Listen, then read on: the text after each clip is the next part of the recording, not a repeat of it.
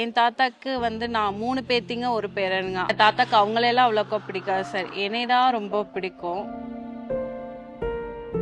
கேட்பாங்க எங்க அக்கா எங்க அண்ணாங்களா கேட்பாங்க, நீங்க மட்டும் ஏன் அவளை பாத்துக்கிறீங்க, நாங்களும் உங்களுக்கு பேத்தி பேரன் தானே அப்படின்னு கேட்பாங்க. என் தாத்தா சொல்லியிருக்காங்க, உனக்கெல்லாம் அம்மா அப்பா இருக்கா, அவளுக்கு இருக்கா, அதனாலதான் நான் அவளை பாத்துக்கிறேன் அப்படின்னு சொல்லுவாங்க. என் பேர் திவ்யா, நான் திருப்பூர்ல பிறந்தேன். 2 வயசுக்கு அப்புறம் எங்க தாத்தா வீட்டுக்கு வந்துட்டோம். எனக்கு நான் வந்து 3rd படிக்க வரைக்கும் என் அம்மா என் கூடயே தான் இருந்தாங்க.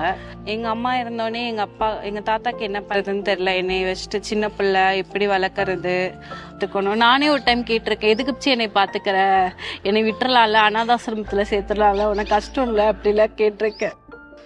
ஏன்னா அவருக்கும் வயசாயிடுச்சு, 88 85 ஆயிடுச்சு.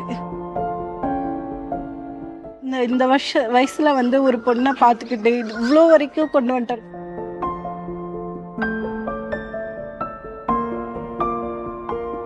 12th முடிச்சுட்டு என்ன பண்றதுன்னே தெரியல.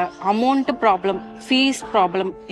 நிறைய காலேஜ்ல வந்து ஆரம்பிக்கிறதே ஒரு 1,50,000 மேலதான் இருந்தது. எங்க கிட்ட அவ்வளோ அமௌண்ட்லாம் இல்லை. அப்புறம் வந்துட்டு எங்க HM மூலியமா தான் அன்புக்கரங்கள்னே தெரியும். அம்மா அப்பா இல்லாத குழந்தைங்களுக்கு லெட்டர் எழுதி போடு, நானும் எழுதி போட்டேன். எங்க ஸ்கூல்ல இருந்து ஒரு 4 பிள்ளைங்களா எழுதி போட்டோம். எங்களுக்கு எல்லாத்துக்குமே செலக்ட் ஆயிடுச்சு. அப்புறம் எல்லாத்தையும் கூப்பிட்டு கேட்டாங்க, உங்களுக்கு என்ன காலேஜ் வேணும், என்ன படிக்கிறீங்க அப்படின்னு.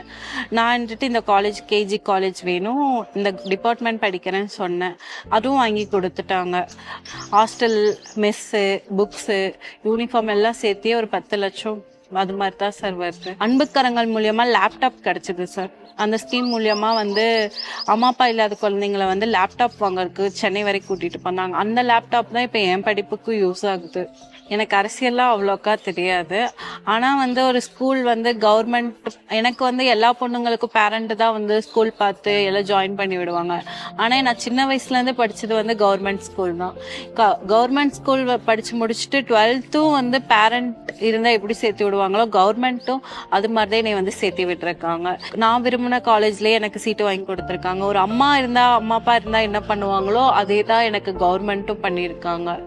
அன்புக்கரங்கள் அந்த பேர்லயே வந்து அன்பு இருக்கு. அம்மா அப்பா இல்லாத குழந்தைங்க, என்னை மாதிரி குழந்தைங்களை வந்து அவங்க கைவிட மாட்டாங்கன்னு நாங்க நம்புறோம் எல்லாரும்.